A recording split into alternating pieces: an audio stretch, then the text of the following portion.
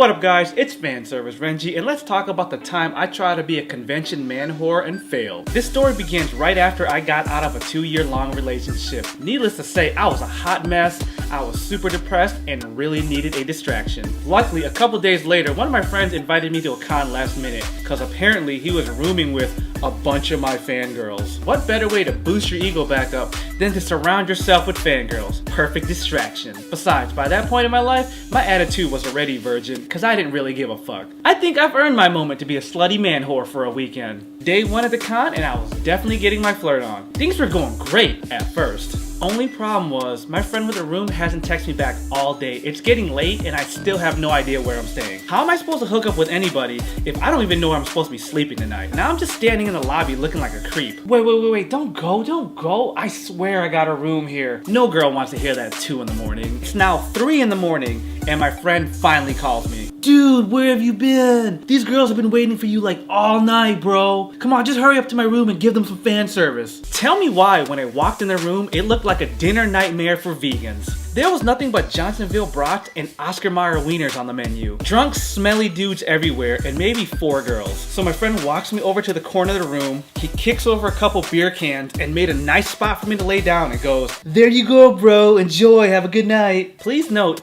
that that spot he made for me was nice and wet from all the dripping beer cans. An hour goes by, people are still awake, people are still noisy, people are still drunk. Eventually, the room is finally ready to sleep. All the remaining girls are walking around and trying to choose their cuddle buddy.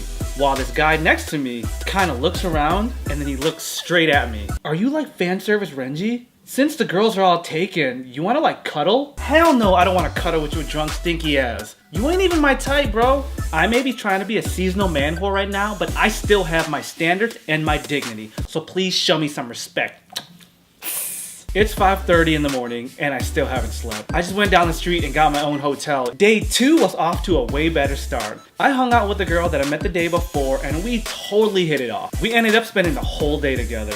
I was having such a wonderful time with her that I kind of forgot about my original mission to be Captain McSlutty. I was really falling for her. It was creeping into the evening hours and to my surprise, she made the first move. She was the one that initiated the conversation about going back to my room. And then all of a sudden, Captain McSlutty was back. But this time, he brought his trusty sidekick, Major Woody. I was so hyped to leave the con with her that I totally forgot how embarrassing the car I was driving was. My actual car, the vehicle I own, was being painted, so I had to borrow my friend's ghetto, riced out with AutoZone parts, not too fast or too furious Honda Civic. I'm talking all the wheels were mismatched. The paint job was definitely custom rust, and custom sunspots. The car was super loud. You can't even talk to the person sitting next to you. And the exhaust leak? I'm surprised I didn't die in that 5.5 hour car ride. Just when you think it didn't get worse? Oh yes, it does. The hood latch didn't work. You have to duct tape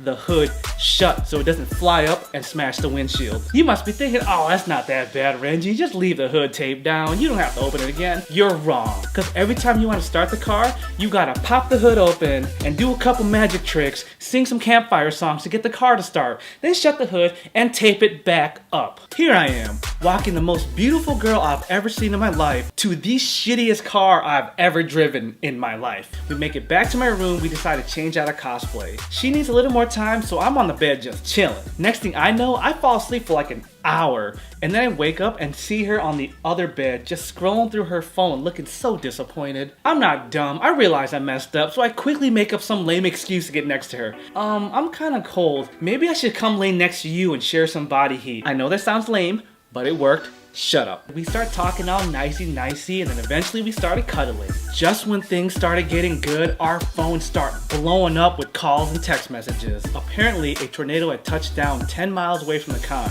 Now all the con goers are being forced into the basement for shelter and protection. Meanwhile, my dumb ignorant ass is sitting here thinking, did I really just get cock blocked by a tornado? There better had been some sharks in that bitch. If a tornado wasn't enough to kill the romance, a biker gang decided to take a dip in the pool right outside my window. They just out there having a great time, drinking beer and blasting 80s heavy metal from one of their Harleys. Woo!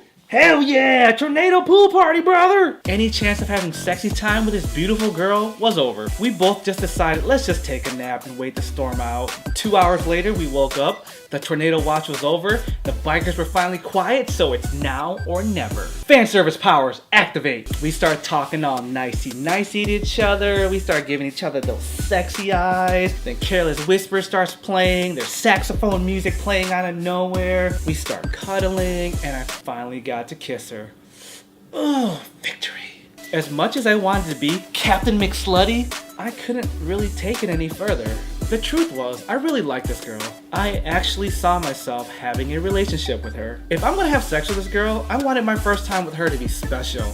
Not in a crappy hotel with drunk bikers right outside the window. Wouldn't that be a great story for the kids? Daddy, can you tell us the story of how you met Mama? Well, sure, come on, boy, have a seat. Well, I was dressed up as a cartoon character and I met your mom at a convention. Boy, was she looking fine. So I invited her back to my room, right? We were staying at a Motel 6 and we had sex during a tornado and there was a drunk biker gang outside playing Led Zeppelin. Woo! Them were good times, boy. Anyways, blue balls and all, we just decided to put our cosplay back on and head back to the convention. We probably stayed at the convention for like an hour, then we dipped. We came back to my room and we just called it a night. The next morning, I brought her back to her hotel and her roommates were expecting the walk of shame. As soon as she opened that door, they were all right there waiting for the juicy details. I was fortunate enough to hear everything they had to say. Oh, look who's back. Did you get some fan service from Renji? Is what they say about Asians true? How big was his dick? Did you get to see his bankai in action? Was he swinging it all around? I made my way into the room and made